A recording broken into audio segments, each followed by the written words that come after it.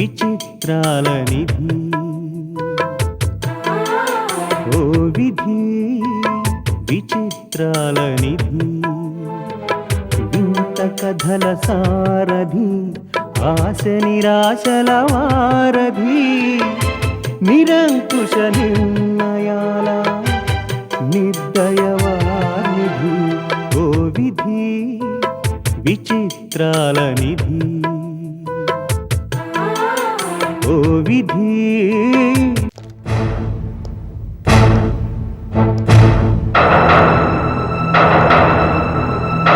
నువ్వా చెప్పా పెట్టకుండా అక్కడి నుంచి పారిపోయి నా ప్లాన్స్ అన్ని అప్సెట్ చేసి మళ్ళీ ఎందుకు వచ్చావు ఇక్కడికి? నన్నెందుకంత దారుణంగా మోసం చేశావో కనుక్కుందామని. మాట మారిందేమిటి? మర్యాద ఇచ్చి మాట్లాడు. శవాల మీద చిల్లరేరుకునేదానివి నీకు మర్యాద ఏమిటి? ముందు నేను అడిగిన దానికి సమాధానం చెప్పు. నన్నెందుకు మోసం చేశావు? Shut up. నా ఇంటికొచ్చి నన్నే ప్రశ్నలు వేస్తావా? చూడు, నువ్వేదైనా చెప్పదలుచుకుంటే చెప్పేసి వెళ్ళు, లేదంటే నేనే బయటికి గంటించాల్సి వస్తుంది. బెదిరిస్తే భయపడిపోతాననుకుంటున్నావా? చేసిన తప్పులన్నీ చేసి ఎంత ధైర్యంగా మాట్లాడుతున్నావు? నిన్నటిదాకా నీ కుటుంబాన్ని నా డబ్బుతో పోషించాను. ఆ సంగతి మర్చిపోయి ఎంత పొగరుగా మాట్లాడుతున్నావు? దానికన్నుడు చెల్లెల్లా మాట్లాడుకో. ఊరికే పోషించావా? నువ్వు చెప్పిన పనికి మాలిన పనులన్నీ చేసినందుకు పోషించావు. అలాగా? ఏం చేసావట? దొంగ ఫార్ములా తీసుకొచ్చి కోట్ల రూపాయల నష్టం మిగిల్చావు. నువ్వు నా జీవితాన్ని నాశనం చేశావు. లోకం దృష్టిలో నన్ను చంపేసి నేను చనిపోయానని అందరికీ చెప్పి నమ్మించావు. ఈ నాటకం మనిద్దరం కలిసి ఆడామనుకుంటున్నారు అందరూ. ఇంత జరిగాక ఇంక నన్నెవరు నమ్ముతారు? ఇది నాకెంత నష్టం? నీ బుష్టి బతుకొచ్చిన నష్టం గురించి కాదు, నీ వల్ల నాకొచ్చిన నష్టం గురించి ఆలోచించు. ఈ దొంగ ఫార్ములా వల్ల నేను పోగొట్టుకున్న ప్రెస్టేజ్ని డబ్బుని ఎవరిస్తారు? నువ్విస్తావా? నీ దీపక్ ఇస్తాడా? చెప్పు. పోయిన డబ్బు సంగతి అలా ఉంచు. ఇప్పుడు ఇదంతా చేసింది నువ్వేనని కోర్టులో నీ పేరు చెప్తే నువ్వెక్కడుంటావో తెలుసా? నువ్విలాంటి చావు తెలివితేటలు ఉపయోగిస్తావని నేను నిన్ను కిడ్నాప్ చేసి కానీ నిన్ను బెదిరించి కానీ తీసుకెళ్లలేదు. నీ అంతటి నువ్వే నా వెంట వచ్చేలా ప్లాన్ చేశాను. నువ్వన్నట్టు నిజంగానే నువ్వు నా పేరు కోర్టులో చెప్తే నాతో పాటు నువ్వు కూడా జైల్లో కూర్చునేదానివి. నువ్వు మాట్లాడుతుంది రోజీతో, అది గుర్తుపెట్టుకో. ఇలా నన్ను బ్లాక్మెయిల్ చేసి బెదిరించి డబ్బు సంపాదిద్దాం అనుకుంటున్నావేమో, అది జరగని పని. డబ్బు పలుకుబడి ఉన్నా లక్ష్మీదేవే నన్నేం చేయలేకపోయింది. ఆఫ్టర్ ఆల్ నువ్వెంత, నీ బతుకెంత? నువ్వు నన్ను ఏమీ చేయలేవు. అయినా అమర ప్రేమికుడు నీ దీపక్ ఉన్నాడు కదా, అడుగు. వాళ్ళ అమ్మని కూడా లేపేసి నిన్ను ఏకంగా చైర్మన్ సీట్లో కూర్చోబెడతాడు. ఛీ, పస్తులైనా ఉంటాను కానీ అలాంటి మంచి వాళ్ళ జోలికి మరోసారి వెళ్ళను. నువ్వు చేసిన పాపం ఊరికే పోదు. ఇలాంటి తప్పుడు పనులు చేస్తూ పోతే ఉన్న పరువు పోయి ఏదో ఒక రోజు నువ్వు రోడ్డు మీద పడి అడుక్కు తినాల్సి ఉంటుంది. ఇది చెప్పడానికే వచ్చాను. నీ స్వార్థం కోసం ఇంతమందిని ఇన్ని రకాలుగా బాధ పెడుతున్నందుకు ఆ రోజు తొందరలోనే రావాలని కోరుకుంటున్నాను.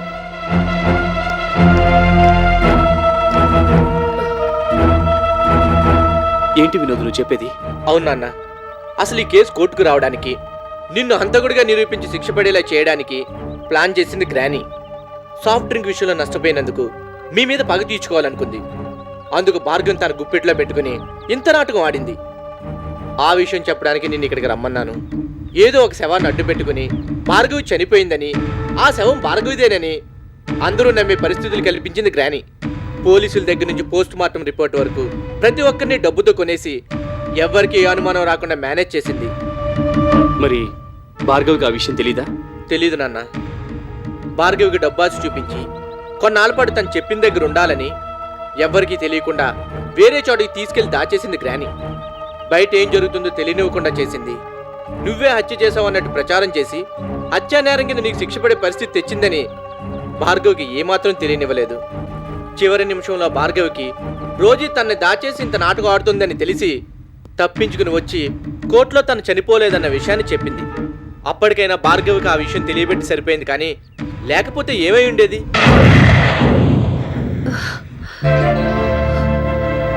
రోజీ ఇంత నాటకం ఆడిందా? రోజీకి నా మీద కోపం ఉండొచ్చు, ద్వేషం ఉండొచ్చు, పగ ప్రతీకారం తీర్చుకోవాలనే కోరిక ఉండొచ్చు. అందుకని నిన్ను ఉరికంబానికి ఎక్కించడానికి కూడా సిద్ధపడిందంటే రోజీ ఎంతగా తెగించిందో అర్థమవుతుంది. తనేం చేసినా నీ మంచితనంతో సరిపెట్టుకుంటావని ఆ రోజుకి బాగా నమ్మకం. ఆ నమ్మకంతోనే ఇంతకు తెగించిందమ్మా. దీపక్, నిజంగా ఈ కేసుని తిరగతోడి మొత్తం అంతా బయటికి లాగితే ఆ రోజుకి శిక్ష పడేలా చేయొచ్చు. నేను తలుచుకుంటే ఈ క్షణంలోనే చేయగలను. అయితే ఇంకేమమ్మా, వెంటనే ఆ పని చేద్దాం. లాయర్ గారితో మాట్లాడి కేసు ఫైల్ చేద్దాం. అలా చేస్తే మనకి రోజీకి తేడా ఉండదు. రోజీకి శిక్ష పడ్డం వల్ల మనకొచ్చే ప్రయోజనం ఏమీ లేదు.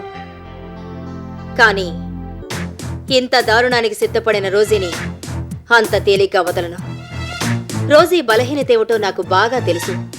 దాన్ని ఆధారంగా చేసుకొని మళ్ళీ ఇలాంటి పనులు చేయకుండా బుద్ధొచ్చేలా చేస్తాను. రోజీ ఊహించని విధంగా దెబ్బ కొడతాను. దీపక్, మన వెంటనే భార్గవి ఇంటికి ఒకసారి వెళ్ళాలి. భార్గవి ఇంటికా? ఎందుకమ్మా? చెప్తాను పద. ఇంత జరిగా కూడా మళ్ళీ భార్గవి ఇంటికి వెళ్దామంటావేంటమ్మా? దీపక్, ఇంతవరకు నేను కూడా రోజీ భార్గవి తోడు దొంగలనే అనుకున్నాను. కానీ అది నిజం కాదనిపిస్తోంది. అదేంటమ్మా? అవును, తప్పనిసరి పరిస్థితుల్లో భార్గవి రోజీ చేతికి చిక్కుకుపోయి చెప్పినట్టు అలా చేసిందేమో కాని భార్గవిలో కూడా ఎంతో కొంత మంచితనం, మానవత్వం ఉన్నాయనిపిస్తోంది. ఏమిటమ్మా నువ్వు అనేది? భార్గవిలో మంచితనము, మానవత్వమా? హ, నన్ను మోసం చేయడం, ఫార్ములా దొంగతనం చేసి రోజీకి ఇవ్వడం, నన్ను కోర్టుకు లాగి శిక్ష పడేలా చేయడం, ఇవన్నీ అప్పుడే మర్చిపోయావా? ఆ అమ్మాయి చేసిన ద్రోహాల ముందు ఇదంత గొప్ప పని అంటావా? కాకపోవచ్చు, కానీ బాగా ఆలోచిస్తే భార్గవి మనకు చేసిన అన్యాయం కన్నా మేలే ఎక్కువ అనిపిస్తోంది. నిజంగా భార్గవి రోజీ మనిషి అయితే రోజీని కాదని ఎదిరించి ఎంతో రిస్క్ తీసుకొనొచ్చి కోర్టులో నిజం చెప్పేది కాదు. చెప్పాల్సిన అవసరం కూడా తనకు లేదు. కానీ చెప్పకపోయింటే మనకు జరగవలసిన అన్యాయం జరిగిపోయిండేది. రోజీకి భార్గవికి ఏదైనా గొడవ జరిగిందేమో, అందుకని వచ్చి చెప్పిందేమో, ఎవరికి తెలుసు? దీపక్, రోజీతో గొడవ పెట్టుకుని తనేమీ సాధించలేనని భార్గవికి తెలుసు. రోజీకి ఎదురు తిరిగితే తన బతుకుని బజార్న పడేలా చేస్తుందని కూడా తెలిసే ఉంటుంది. అయినా తెగించొచ్చిందంటే అది భార్గవి మంచితనమే అనుకోవాలి. లేదంటే తను చేస్తుంది తప్పని తెలిసి తనలో మార్పైనా వచ్చుండాలి. ఏదేమైనా సమయానికొచ్చి నీకు శిక్ష పడకుండా చేసింది. ఆ కృతజ్ఞతతోనైనా మనం ఓసారి వెళ్ళి కలిసి రావాలి. ఒకసారి వెళ్ళి రావడం వల్ల మనకింకా చాలా విషయాలు తెలుస్తాయి. సరే, నీ ఇష్టం అమ్మా. పద, బయలుదేరదాం.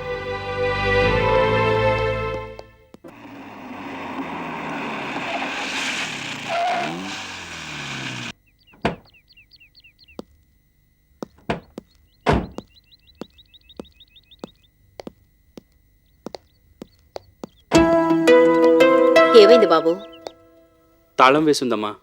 ఏ మార్కెట్కో గుడికో వెళ్ళుంటారు. కాసేపు వెయిట్ చేద్దాం. ఎందుకమ్మా వెయిట్ చేయడం? కావాలంటే మరోసారి వద్దాం.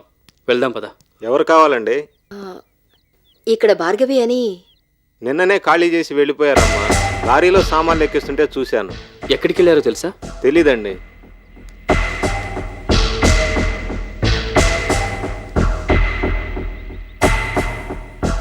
వెళదాం పదమ్మా.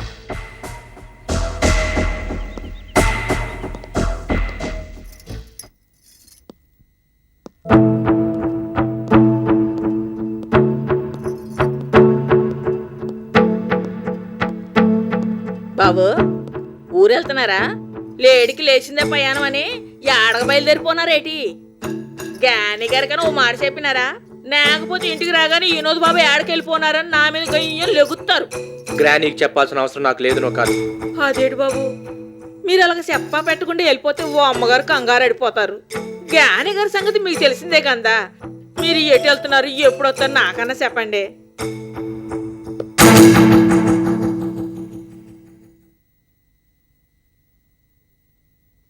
నాకే తెలియదు నోకాలు. అదేటి బాబు చిత్రంగా మాట్లాడుతున్నారు? అవును నోకాలు, నాకు ఈ ఇంట్లో ఉండాలనిపించడం లేదు. ఈ నరకం నుండి ఎంత తొందరగా బయటపడదామా అనిపిస్తోంది. అందుకే నేను ఈ ఇంట్లోంచి వెళ్ళిపోతున్నాను. ఒక్క పాలికి అంత మాట అనేసినారేటి బాబు? గానిగారు ఏటనా అన్నారా? అలాంటి రాక్షసుతో కలిసి ఈ ఇంట్లో ఉండాలనిపించడం లేదు నోకాలు. తప్పు బాబు. గానిగారి సంగతి మీకు తెలిసిందే కదా. అదో రకం మడిసి. ఆవిడ మనసులో ఏటుందో తెలదు గాని ఎవ్వుల్ని సుఖంగా ఉండనేదు. అయినోళ్ళందరినీ దూరం చేసుకున్నారు. ఆఖరికి ఆవిడకి మిగిలింది మీరు ఒక్కలే కదా బాబు. మీరంటే పేనం. మిమ్మల్ని తప్ప ఎవ్వుల్ని దగ్గరికి రానేరు. మీరు కూడా వెళ్ళిపోతే ఆవిడకి ఇంకెవ్వులున్నారు బాబు? మనసులో మాట చెప్పుకోవడానికని ఎవ్వులోకులు ఉండాలి కదా బాబు. ఆవిడకి అసలు మనసుంటే కదా నోకాలు. బాబు, అవును నోకాలు, నేను ఇన్నాళ్ళు ఉందనే అనుకున్నాను. నేనంటే ప్రేమ అభిమానం ఉన్నాయనుకున్నాను. అందుకే ఆవిడ బాధ పెట్టకూడదని చెప్పినట్టు అలా విన్నాను, చేయమన్నట్టు అలా చేశాను. కానీ ఆవిడకి ఏ మమకారాలు ఉండవని, తన కాదన్న వాళ్ళు ఏం చేయడానికి తెగిస్తుందని ఇప్పుడే తెలిసింది. అందరి విషయం ఎలాగున్నా మీ విషయంలో మాత్రం అలాగ చేయరు బాబు. ఇంతవరకు చేయలేదు కానీ ఇప్పుడు చేస్తుంది నూకాలు. అలాగని ఎందుకు అనుకుంటున్నారు బాబు? ఇంతకాలం నన్ను తన సొంతం అనుకుంది, అందుకే అంత ప్రేమ అభిమానం చూపించింది. ఇప్పుడు మా నాన్నకి నేను దగ్గరయ్యాను కదా, అది ఆవిడ భరించలేకపోతుంది. నిజమే బాబు, మీరే కాదు కన్న తండ్రి నొగ్గేసి ఎవ్వులు ఉండలేరు. గాని గారిని మనం ఎన్ననుకున్నా చిన్నప్పటి నుంచి ఆవిడే మిమ్మల్ని ప్రేమగా పెంచి పెద్ద చేశారు. మీ కాలుకి దెబ్బ తగిలితే ఆవిడ కంటికి దెబ్బ తగిలినట్టు బాధపడిపోయేవారు. నీడలా మిమ్మల్ని ఎప్పుడు కనిపెట్టుకుని ఉండేవాళ్ళు. మీ సంతోషం కోసం సుఖం కోసం ఏటన్నా చేసేవాళ్ళు. అమ్మా అని 2 అక్షరాల కన్నా అమ్మమ్మ అని 3 అక్షరాలు ఇంకా గొప్పవనేలా మిమ్మల్ని చూసుకున్నారు. ఉన్న పలంగా మీరు ఆవిడ నొగ్గేసి వెళ్ళిపోతే ఏటైపోతారు బాబు? నిజమే నూకాలు, నేను కాదనడం లేదు. గ్రానీకి నేనంటే ఎంత ఇష్టమో, ఎంత అభిమానం నాకు తెలుసు. నాన్న దగ్గర లేకపోయినా, అమ్మ దూరం అయిపోయినా అన్నీ తనే నన్ను ఎంతో ప్రేమగా పెంచింది. అందుకే ఎన్నాళ్ళు గ్రానీ నదులు వెళ్ళలేకపోయాను. నాన్నమ్మ వాళ్ళని దెబ్బతీయడానికి ఆవిడ ఎన్ని అన్యాయాలు చేస్తున్నా అవన్నీ బిజినెస్కి సంబంధించిన గొడవలేనని సరిపెట్టుకున్నాను, చూస్తూ ఊరుకున్నాను. కానీ మా నాన్న చావును ఆవిడ కోరుకోవడంతో నా మనసు విరిగిపోయింది. మనుషుల మీద ప్రేమాభిమానాలు ఉండకపోవచ్చు, పగలు ప్రతీకారాలు ఉండొచ్చు. అందుకని మనిషి ప్రాణాలు తీయడానికి సిద్ధపడటం దారుణం. అది మాత్రం నేను తట్టుకోలేకపోతున్నాను. ఇక్కడే ఉంటే ఇంకెన్ని అన్యాయాలు అక్రమాలు చూడాల్సి వస్తుందో. ఈ ఇల్లో పాపాలు పుట్టని తెలిసి కూడా నేను ఇక్కడ ఉండలేను నూకాలు. బాబు, మీ నాన్నగారికి జరిగిన అన్యాయానికి మీ మనసు ఎంతలా ఇరిగిపోయిందో నేను అర్థం చేసుకోగలను. ఏదో పని మనిషిని చెప్తున్నానని కాకుండా మరో పాల ఆలోచించండి బాబు. నూకాలు, పని మనిషివైనా పెద్ద మనిషిలో నన్ను అర్థం చేసుకున్నావు. నేను బాధపడుతుంటే నన్ను ఓదార్చావు, నాకు ధైర్యం చెప్పావు. ఓ సొంత మనిషిలా ఆలోచిస్తావు కనుకనే గ్రానీ చేసిన పనులు తెలిసి కూడా ఆవిడ గురించి ఆలోచిస్తూ నన్ను ఉండిపోమంటున్నావు.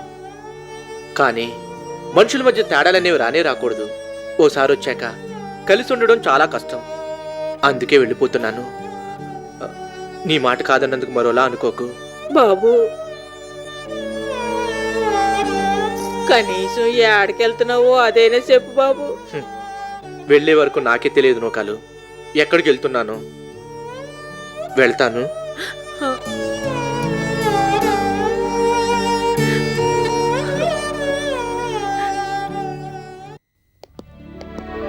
Good morning sir.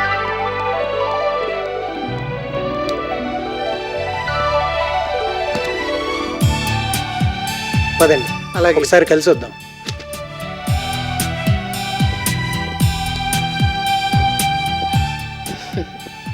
Good morning madam. Good morning. Good morning sir. Good morning. మీరు ఆ కేసు నుంచి బయటపడి మళ్ళీ ఆఫీస్కి వచ్చినందుకు మాకు చాలా ఆనందంగా ఉంది sir. Hearty welcome to you. Thank you. కూర్చోండి.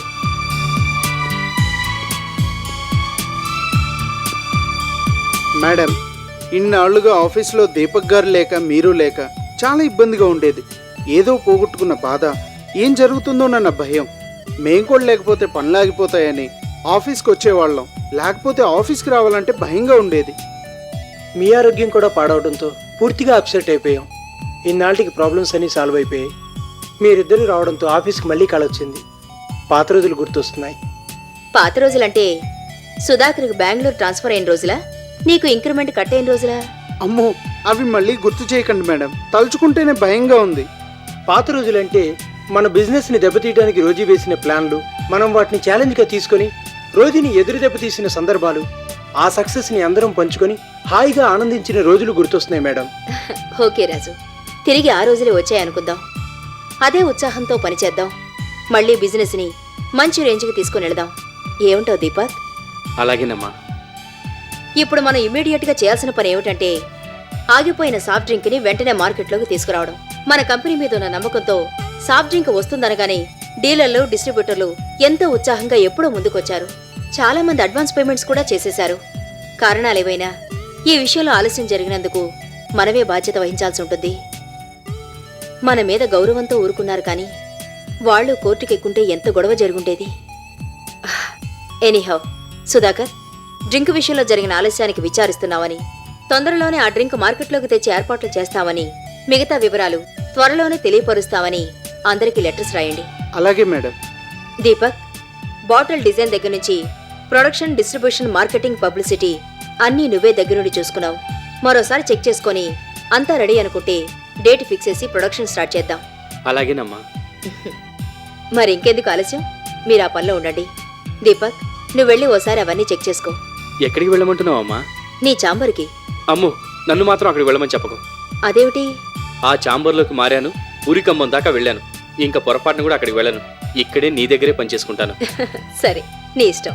మొత్తానికి అందరికీ భార్గవి భయం పట్టుకున్నట్టుంది. ముందు దీనికి ఏదైనా వ్యాక్సిన్ కనిపెట్టమని మన చీఫ్ కెమిస్ట్ గారికి చెప్పాలి. మనం అందులోంచి బయటపడిపోయాం మేడం. ఇప్పుడు ఆ వ్యాక్సిన్ రోజుకి అవసరం అనుకుంటాను. వస్తాం మేడం.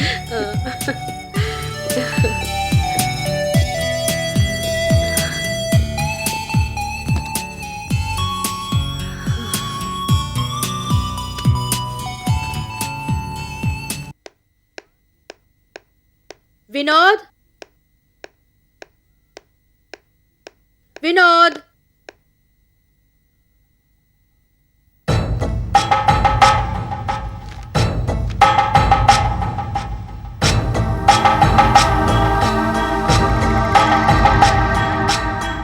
నువ్వు కాలు.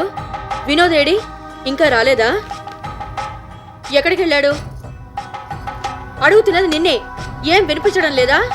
మీరేమన్నా చెవులో రహస్యం చెప్పినట్టు చెప్తున్నారా వినపడపోవడానికి? ఊరందరికి వినపడేలాగా అరుస్తున్నారు. చక్కగా పాట కసిలాగా వినపడుతుంది. మరి సమాధానం చెప్పవే. ఏటని చెప్పాలో తెలవక. ఏమిటో తలతిక్క సమాధానం? నా కోపం తప్పించక అసలు విషయం ఏమిటో చెప్పు.